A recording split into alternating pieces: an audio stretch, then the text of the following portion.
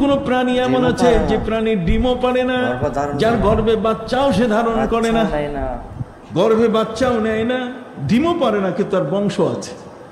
বলবেন যে হুজুর কিভাবে? অবাক কাণ্ড। পৃথিবীতে একটা পাখি আছে আফ্রিকার জঙ্গলে, যে পাখিটার নাম হলো কোকোনাস পাখি। নাম কি সবাই একটু বলেন? কোকোনাস পাখিটা, এটা পেটে জন্ম নেয় না, এটা পেটে জন্ম নেয় না, পেটের মধ্যে গর্ভ ধারণ করে না, আবার ডিমও পারে না। তাহলে তার বংশ বৃদ্ধি হয় কিভাবে? সম্মানিত সুধী, আল্লাহ পাক রব্বুল আলামিন এত বড় ক্ষমতার অধিকারী, ইন্নাল্লাহ আলা কুল্লি শাইইন কাদির, তিনি যে সর্বশক্তিমান, জগৎ যা পারে না, পৃথিবীর বিজ্ঞানীদের কাছে কিছু নাই। আল্লাহ বলছেন আমি যা কোরআনে রেখেছি, মা ফাররাতনা ফিল কিতাবি মিন শাই। যে কারণে আলবার্ট আইনস্টাইন সহ পৃথিবীর বড় বড় বিজ্ঞানীরা তারা স্বীকার করে নিয়েছেন যে কোরআন আর সায়েন্স, রিলিজিয়ান অ্যান্ড সায়েন্স আর টুইন সিস্টার, দুটাই হচ্ছে যমজ বোন।